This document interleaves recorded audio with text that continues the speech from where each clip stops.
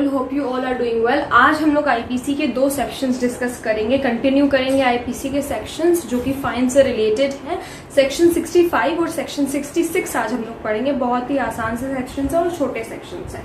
तो section 65 IPC कहता है कि limit to imprisonment for non payment of fine when imprisonment and fine अवॉर्डेबल।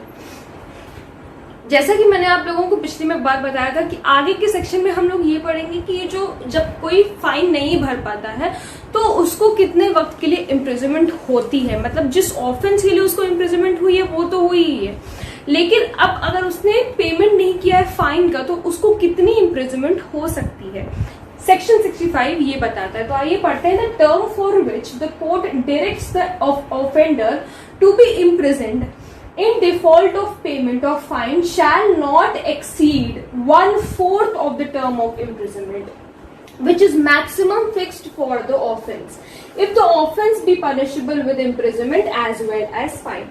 जो ऑफेंस पनिशेबल है इम्प्रिजनमेंट, मतलब जिस ऑफेंस में इम्प्रिजनमेंट भी है और फाइन भी है, मान लो जैसे 3 साल का इम्प्रिजनमेंट है और 1000 रुपीज फाइन है, 1000 रुपीज या 2000 या 5000 रुपीज फाइन है।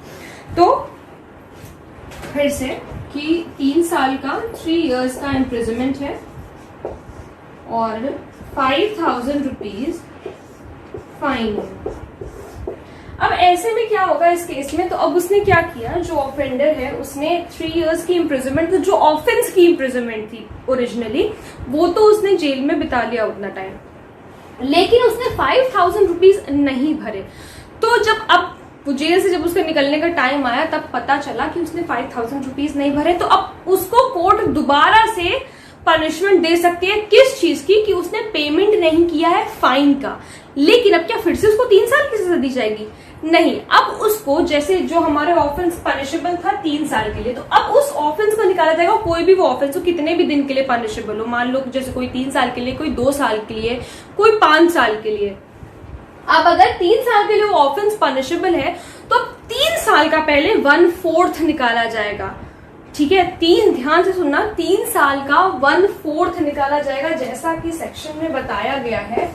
3 साल का पहले 1/4 निकाला जाएगा, उसके बाद 1/4 टाइम के लिए उसको पनिश किया जाएगा, उसको पनिशमेंट मिलेगी, उसको फिर से जेल पे जाना पड़ेगा।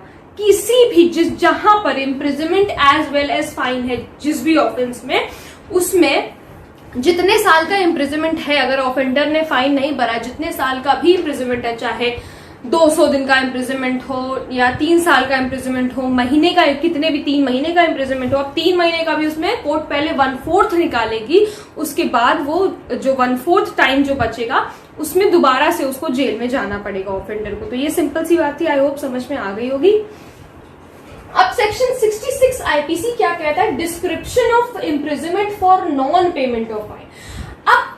अब ये तो पता चल गया कि भाई ठीक है, इतने टाइम के लिए मिलेगी 1/4 टाइम, आपको 1/4 टाइम के लिए पनिशमेंट मिलेगी नॉन पेमेंट ऑफ फाइन में, लेकिन किस तरह की पनिशमेंट होगी, सिंपल होगी कि रिगरस होगी, तो ये कोर्ट डिसाइड करेगा। As per section 66 the imprisonment which the court imposes in default of payment, जो इम्प्रिजनमेंट कोर्ट लगाता है इन डिफॉल्ट, जो बंदा डिफॉल्ट करता है, पेमेंट नहीं भरता है, फाइन नहीं भरता है, of a fine may be of any description.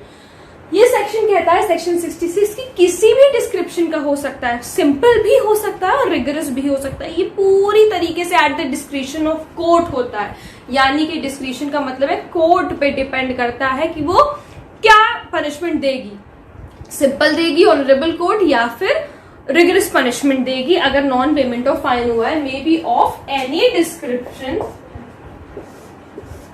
to which the offender might have been sentenced for the offense। तो बहुत ही सिंपल से दोनों सेक्शन थे, फिर से एक बार समझ लीजिए। सेक्शन 65 में ये बताया है कि जहां पर कोई भी offence imprisonment as well as fine है, तो अगर सामने वाले ने इम्प्रिजनमेंट, तो ऑफेंडर ने इम्प्रिजनमेंट तो कर लिया अपना 3 साल का, लेकिन उसने 5000 रुपए फाइन नहीं भरा, तो अब उसको उस 5000 रुपए भरने के लिए उसको अब जो इम्प्रिजनमेंट होगी कि उसने इसकी गलती की, उसने फाइन नहीं भरा, उसको जो इम्प्रिजनमेंट होगी वो 1/4 होगी। किसका 1/4?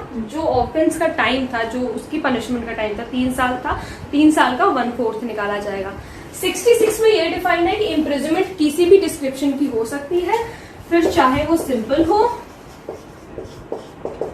या रिगरस हो। हमने यही दो तरह की पनिशमेंट्स पढ़ी हैं और एक लाइफ इम्प्रिजनमेंट होती है, उसकी बात नहीं हो रही है यहाँ पर। यहाँ पर सिर्फ दो तरह की पनिशमेंट की बात हो रही है, सिंपल और रिगरस। तो आई होप आप लोगों को समझ में आ गया होगा। अगर कोई प्रॉब्लम हो तो please let me know in the comment section, और अगर अभी तक आप लोगों ने मेरे चैनल को सब्सक्राइब नहीं किया है तो प्लीज चैनल को सब्सक्राइब करना मत भूलिएगा। Thank you so much.